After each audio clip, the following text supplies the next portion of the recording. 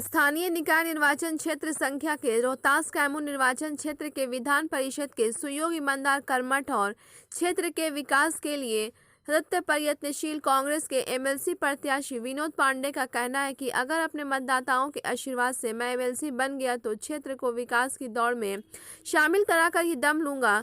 उन्होंने कहा कि मैंने अपने पूर्वजों से बहुत कुछ सीखा हूं। हमारे पिता स्वर्गीय श्याम नारायण पांडे भभुआ विधानसभा क्षेत्र से जब विधायक हुआ करते थे तो समाज के सभी वर्गों का कार्य समान रूप से सम्मान पूर्वक किए।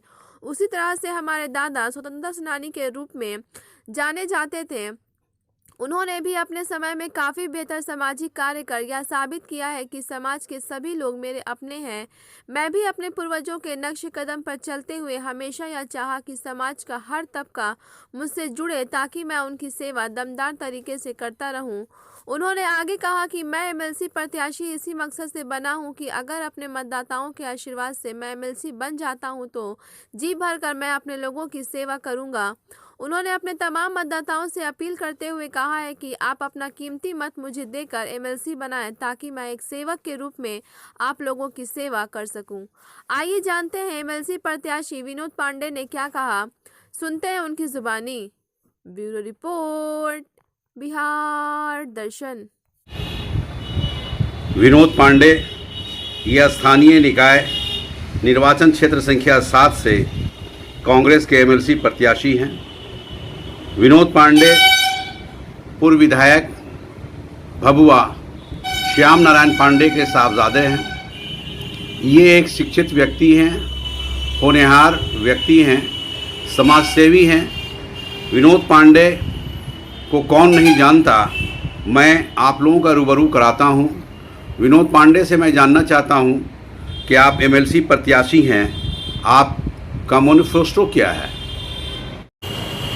सबसे पहले आपके चैनल बिहार दर्शन को धन्यवाद देते हुए मैं इस निर्वाचन क्षेत्र के सभी मतदाता बंधुओं से अपील करता हूं कि मुझे आशीर्वाद दें और मैं सबको प्रणाम करता हूं, सबको सलाम करता हूं।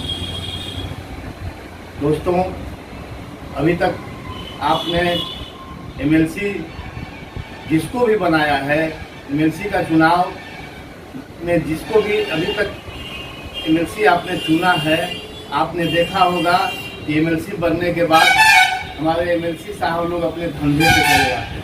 मैं आप लोगों से अपील करता हूं कि आप एक अपने बीच का ऐसा एमएलसी बनाइए जो आप ही नहीं, आपके सभी बाल बच्चों का एवं परिवार का एवं हमारे भाई बंधुओं का ख्याल रख सके।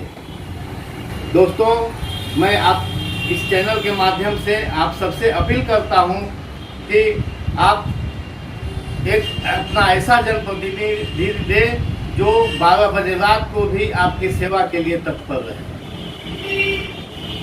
देखिए, ये विनोद पांडे जो कांग्रेस के एमएलसी प्रत्याशी हैं, इन्होंने अपने मतदाताओं से किस तरह अपील किया वो देखने लायक है। काफ़ी प्रेम पूर्वक इन्होंने निवेदन किया है कि मुझे एक बार मौका दें, मैं अगर एमएलसी बनता हूं तो मैं कुछ ऐसा कार्य कर दिखाऊंगा जो एक इतिहास बन जाएगा। और पुनः साथ में मैं आप लोगों से, अपने मतदाता बंधुओं से, भाइयों से, सभी हमारे सम्मानित वार्ड सदस्य, बीडीसी, मुखिया बंधु एवं जिला परिषद के सदस्य गण से सभी से पुनः अपील करता हूं कि आप क्रमांक संख्या 3 प्रथम वरीयता का 1 नंबर का वोट मुझे दें। एवं एक इतिहास भी याद दिलाना चाहूँगा कि जिस तरह से मेरे पिता स्वर्गीय श्याम नारायण पांडे जी ने आजीवन आप लोगों का सेवा किया एवं बिना किसी लोभ लालच का आप लोगों के बीच में 24 घंटा सेवा करते थे। मैं भी उन्हीं के रास्ते पर आप लोगों का सेवा करूँगा।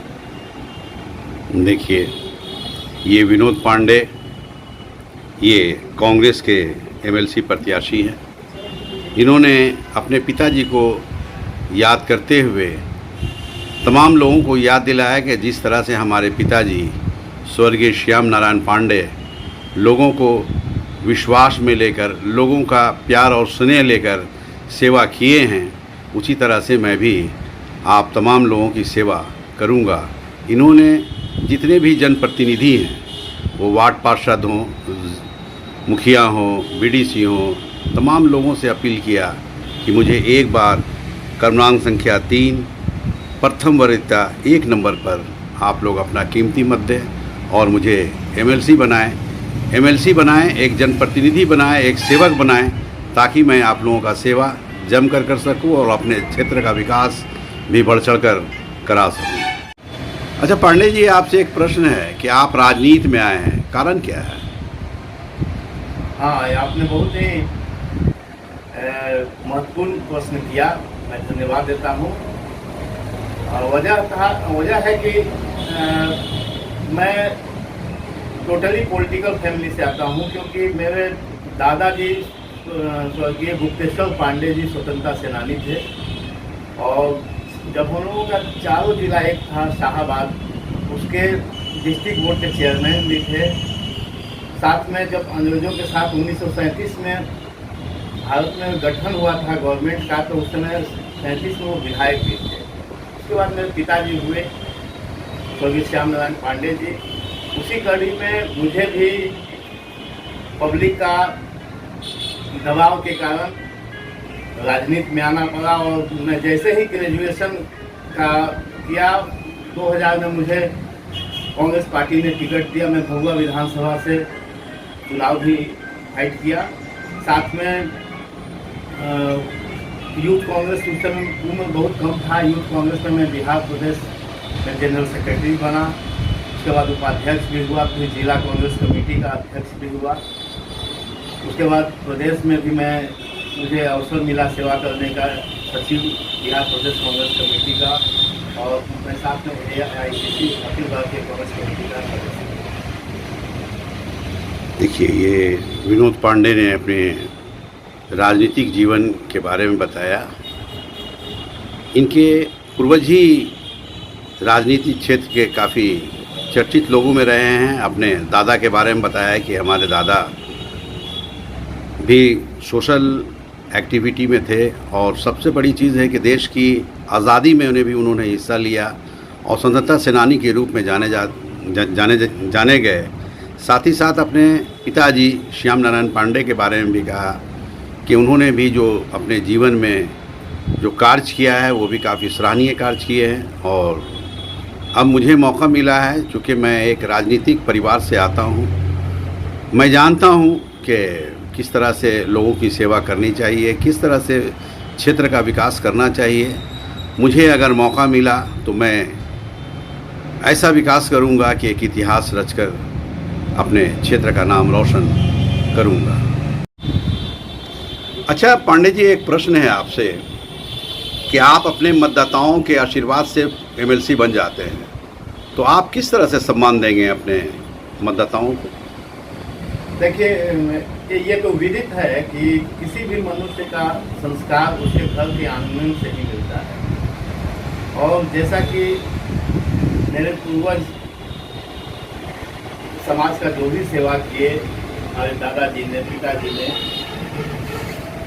आप सभी मतदाता जितने भी हमारे भाई बंधु हैं, आप लोगों से एक निवेदन है कि आप भी अपने पूर्वजों से या जो भी अपने बड़े बंधु, पिता, दादा हों, उन लोगों से हमारे जो भी पूर्वज हैं उन लोगों के बारे में पूछ सकते हैं कि हमारे पूर्वज कभी भी समाज में, सामाजिक सेवा में किसी तरह का जाति का भेद नहीं किया। मैं भी आज 24 साल से लगभग पार्टी का सेवा हूँ, समाज सेवक के रूप में हूँ कांग्रेस पार्टी में। मेरे बारे में भी आप पता लगा सकते हैं कि मैं कभी भी किसी जातिगत भेदभाव कभी नहीं किया। और मैं अगर एमएलसी बनता हूँ तो एमएलसी हमारे सभी क्षेत्र के मतदाता बंधु होंगे, और मैं किसी तरह का जाति का भेद नहीं करूँगा। ये मेरा सबसे पहला होगा। यानी आप अपनी नज़र में जितने भी जनप्रतिनिधि हैं, जितने भी आपके मतदाता हैं, सभी को आप एक नज़र से देखेंगे, यानी all are equal?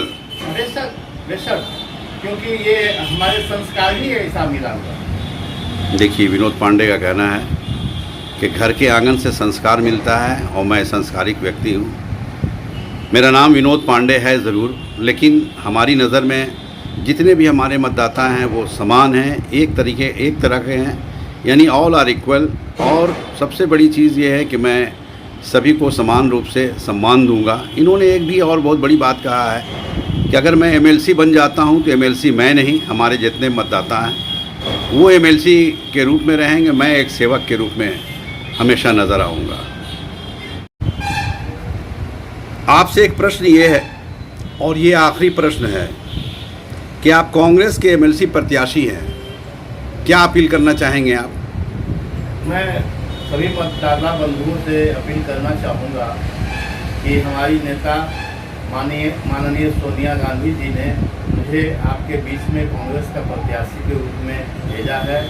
Congress party सभी जाति धर्मों की पार्टी है, सभी वंचित शोषित लोगों की पार्टी है, और साथ में सभी समाज के सभी लोगों का ख्याल करने वाली पार्टी है। इसके साथ साथ कभी भी किसी के साथ भेदभाव नहीं करती है।